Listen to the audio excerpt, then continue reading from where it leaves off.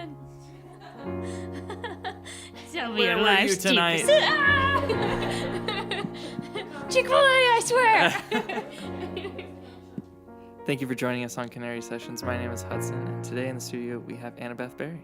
Thank you for joining us. Thank you for having me. Happy to be here.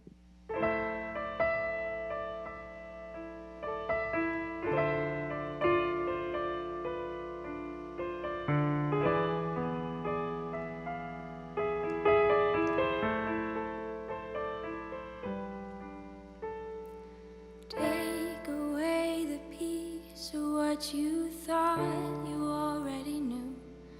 I won't base my mistakes off of yours. Take another shot at what you thought you could not hide, and we'll face it in the light tonight. Won't waste another love on one that tastes like yours. I will break away from you. Take another life. Go ahead and take your own. Every breath you breathe is like poison. These memories begin to taste like sleepless nights. Oh, kerosene lights in your red wine. Bitter like cast iron, how your love tasted on my skin. I won't find sugar sweet in that touch. You know, lost my way, but I'm too scared to go back home. 'Cause what home will there be left for us? Won't waste another love on one that tastes like yours. I will break away from you. Take another life. Go ahead and take your own. Every breath you breathe is like poison to me.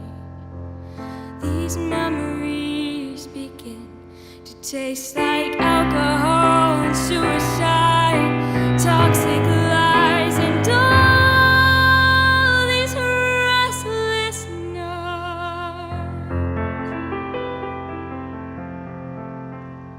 Haunted by the ghosts that eat me alive.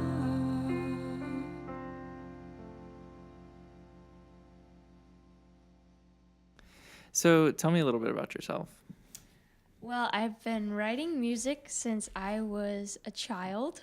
I was actually born with significant hearing loss in both ears. Oh, wow. So I wear hearing aids to be able to hear and communicate well. And somehow I just was able to sing. It really was kind of a blessing that I could do that. Piano was a lot harder to learn because it wasn't based off of sound so much as it was like the vibration of each pitch and tone, if that makes any sense. It's just weird. It's kind of weird how I picked it up. What is playing piano like for you? It's not, I don't know theory, so that probably would have made things a lot easier if I had just learned the theory of the instrument. But for me, it's a lot about what each note I play like feels like on my fingers, and if it feels like the notes don't blend, then I don't play them. So my piano playing is it's a lot more simple, I think, than like most pianists, but I just value the fact that I'm able to figure out what notes sound okay together and which ones I should play and which ones I shouldn't. That's so interesting. Yeah, Oh, it is. It's kind of weird. But yeah, I've been writing since I was a kid, and I've always wanted to record some of my songs just because I have so many in my back pocket. And granted, a lot of them are like from middle school, so you probably don't want to listen to those. They're not very well thought out. Like I wrote one song about my dead hamster, so that was one of my first like real songs that I was proud of. But I finally got to record my first EP that I released on Spotify and Apple Music and iTunes, called Quiet Rooms by AnnaBeth Berry. And that was really, really exciting for me because I feel like it was a first big step to actually making progress with the gift that I have, this talent, and not just sitting around with it and writing music to myself. So it's really exciting to kind of be on this rise to share my music and what I write with other people. And it also just helps me feel a lot more confident in myself because growing up with major hearing loss really brought me down. I have 3 sisters who are all very musically talented, musically inclined. So it was I was comparing myself to them a lot. So to be able to do this was huge for me because it was my first moment where I was like, oh yeah, I can keep up with you guys. So it's been really exciting to see that progress. Yeah, well, you sang beautifully. Like, thank you. I remember the first time I heard you sing, I was like, what? She can't hear that well? Nope. Wild. Who are your biggest music inspirations? So growing up, it was Regina Spektor. She has some funky music, but she was really able to stay true to herself. And she's a musician who is able to utilize her vocals and the keys and have that be entertaining and beautiful and emotionally moving with just those 2 elements. And I really respect that as a pianist and a singer. It's hard to keep a crowd engaged when it's just a piano. And then another thing about her is like she is able to tell some weird stories but make them relatable and fun and engaging. And so I swear she could write a song about anything and I would love it. So growing up, she was one of my favorite artists. And now I've been introduced to Julian Baker. She is a huge inspiration to me. Her music is so soulful. She writes about really honest and raw stuff, which I feel like I do, and she does it in a way that is just captivating and stirs up a lot of thought and emotion in every single person that is listening to her. Especially, so I really admire her. It's like so pulled back and like it just somehow fills up everything. Like, yeah. The first concert I went to, the only concert of hers I've been to, I just like wept the entire time because it was just her and her guitar and like her piano, and she played for I don't know like 2 hours, but there was not a single minute where I was bored or was not totally like my eyes were just on her the whole time, and I could feel everything that she was feeling as she played. And I think that's one of the biggest components to music writing for me, especially not being able to hear the music as well, is the feeling that is literally emanating from a person who writes something. It's not just the lyrics that tells a story, but it's also every feeling they've put into the instrumentation of the song that just comes out. And then you can feel it and you can hear it and you can see it. And that's something she does beautifully. And then I love rock music. So I don't play rock, but I sing it. And so I love a lot of classic rock bands and Manchester Orchestra, Me Without You, people who have really deep life stories and are able to write music about those things in a way that is relatable to their listeners.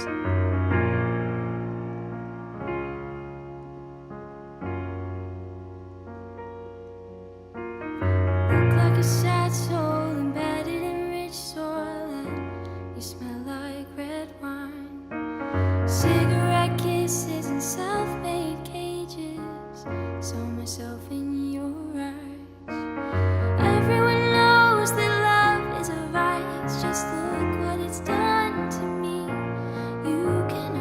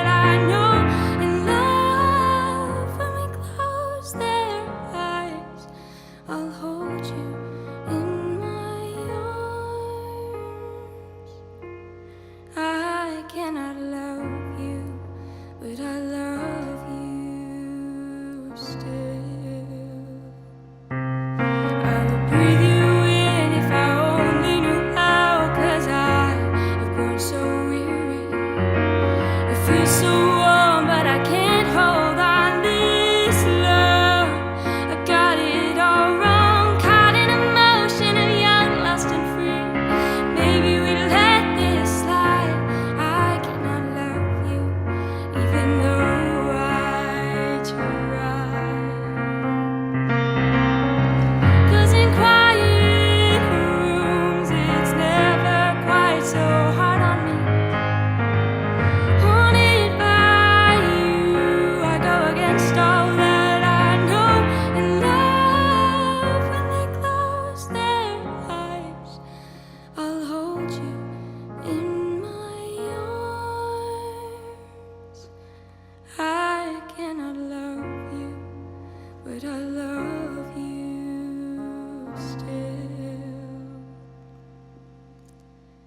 Now that you know, let me go. Gotta keep my head high.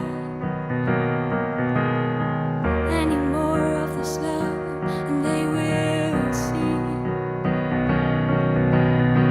In light of what I believe, I'm doing it all wrong. This is all wrong, but I don't want anyone to save me.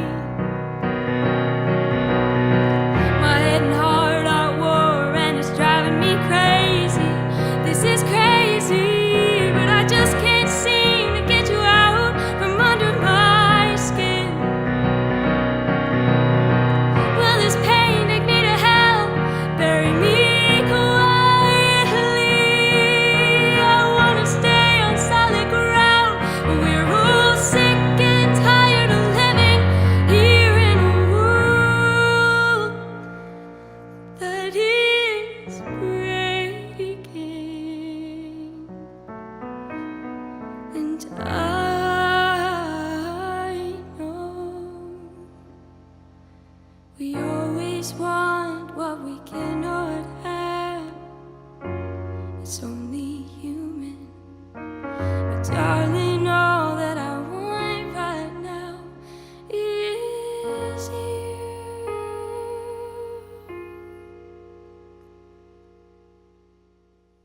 What's your starting place when you write a song?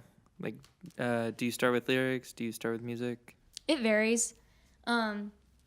If something has happened to me that's impacted me, then usually the lyrics will come first, and I'll write lyrics, and then the song will kind of find its way to me while I am writing the lyrics. But sometimes I'll just be messing around on the piano, and I'll find something that I really like, or something that feels really comfortable together, and I'll be like, oh, I'll make that into a song. And those usually don't happen as naturally as the songs that I write based off of the lyrics. But I have written several songs like that. Who was the first person you ever listened to? The first artist? Yeah. I don't remember. However, I can tell you the first hard copy CD I ever bought with my own money, and that Okay. was the Black Sabbath Black Edition album. And I hid it in my sock drawer because I was scared of my parents finding it and thinking that I like worshiped Satan or something. I loved them. That was a great CD. So Black I really- Sabbath. Okay. Yep. Black Sabbath. Yeah, well, very talented musicians.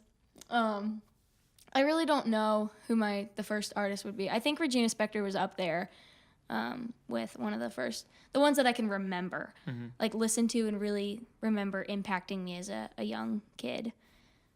Was probably Regina Spektor. Tell us about the meaning behind Redwine. The first song you played. I have struggled with anxiety and depression ever since I was about 8 years old.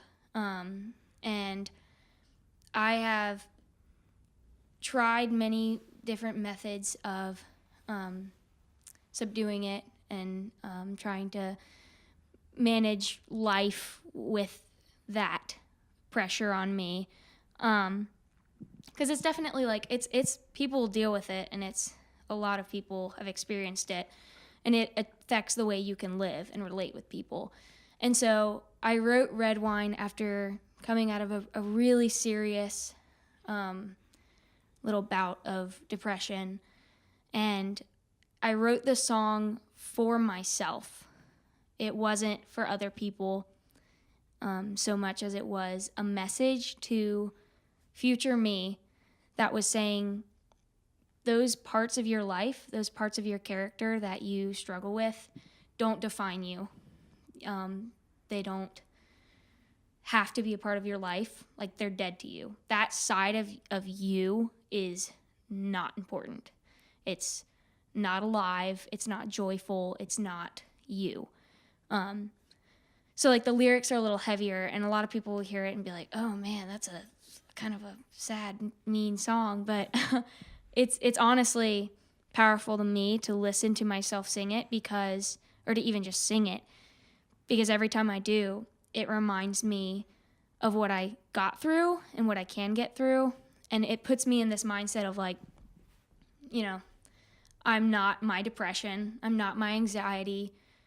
The things that I've done in the past don't have to be happening again and again. I can break that cycle. And I may always have depression and anxiety. I may always struggle with that even as I get older. That may never go away.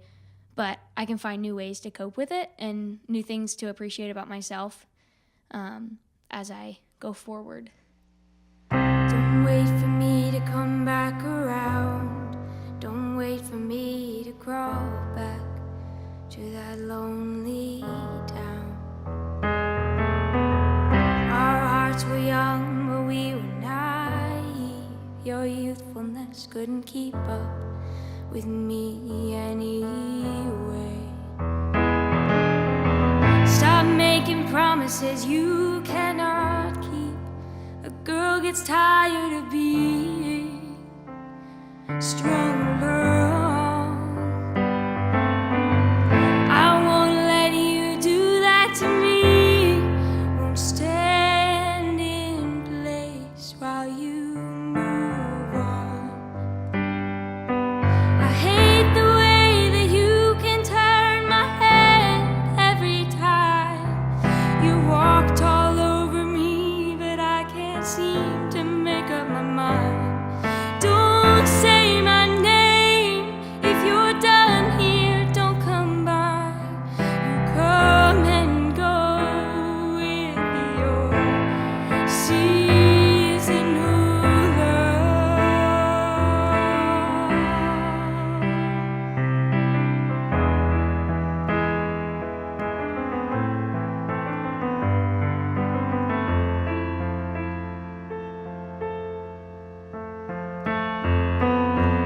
Don't wait for me to say I'm in love. It's not fun anymore. I played this game long enough.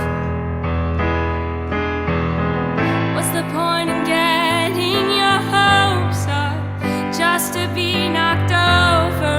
I'm foolish to think you'd change. It's a game to you, this push and pull. It's gotten too cold to swim in your waters.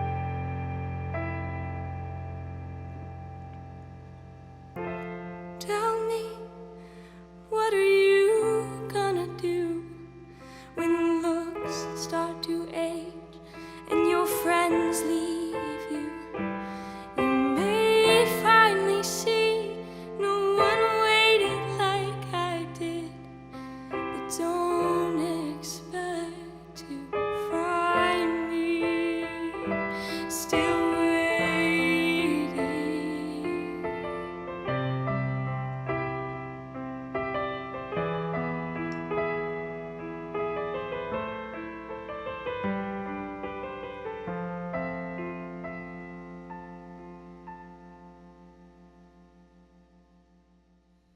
Tell me about Powder Keg and your relationship with Kelsey.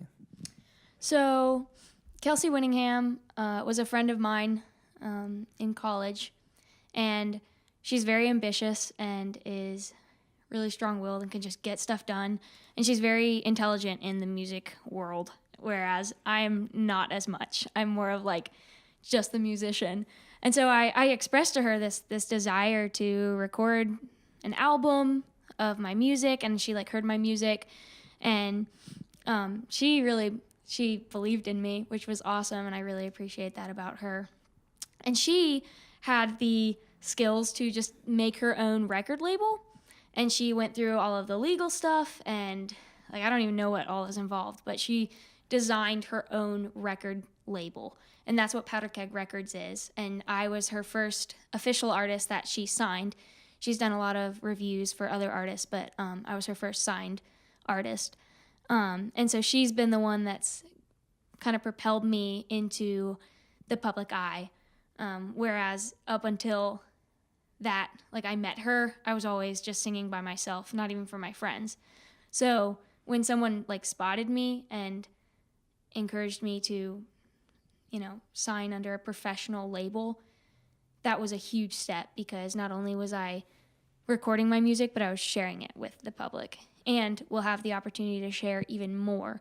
So I'm hoping to record my first full-length album. My EP was only 4 songs, but I have a lot more, and I'm working on a lot more that I would love to get recorded and share. And then I'm also dropping a single sometime soon called Circles, and I have a video of that on YouTube from one of the live performances that I did. So more to look forward to. But it's just been really awesome because I'm growing as an artist under her label. And not only is she like kind of my manager and the person who oversees my music and the places I play and the people I work with, but she's also my friend. And she's really encouraging, and it's been a really positive experience for me to start my music career. It's been awesome. Okay, what's the weirdest or worst show you've ever played? And it doesn't have to be your solo. It can be anything. Oh, anything. Yeah. It probably would be my very first solo show. It was my first show, so cut me some slack. I was nervous. I didn't know what to do. But I had this beautiful grand piano, which I love pianos. I'm not a huge fan of playing on keyboards, mainly because of what I mentioned earlier about the vibrations of music. Pianos, it's a stringed instrument, so I can feel every note that I play in the keys. Keyboards, it's electronic, so it's more fake, I guess. It's not as authentic as playing a stringed instrument. So it's a lot harder to play a keyboard than it is a piano for me. So I had this beautiful grand piano, beautiful stage, lots of lights, and the first time when I advertised the show, tons of people were like, yeah, we're going to be there. This is going to be great. We're so excited for you to start this. We had a huge snowstorm. Oh. Nobody came. We postponed the show because it was, nobody could drive on the roads. Yeah. So then I didn't really advertise as well as the first show. So I had maybe 20 people show up out of the 50 that said they were going to be there. So I was already a little discouraged, and then I got up there and was nervous and freaked out and was worried what all my friends were going to think of me, and pretty much messed up every single song. And it wasn't awful. I still had a lot of fun, and it was a great first experience, and I'm glad I had it in front of people who that knew me instead of a bunch of strangers who would go around being like, that AnnaBeth, man, she's trash. She doesn't know how to play the piano at all. So it was great to have smiling faces back at me. Well, you clearly can, because you did a phenomenal job. Thank you so much. I appreciate that. But it was a good lesson learned, because now that I've experienced that, I know what to do better and what to expect. So Well, we really appreciate you coming on today, and you did a phenomenal job. Thank you. Yeah. Thanks for having me. Yeah, of course. We like to plug our sponsor, Heyday Guitars. They're at 414 Brookstown Avenue in Winston-Salem. Come on by and buy a guitar. Come talk to Michael. He'll set you up with a fantastic guitar or amp.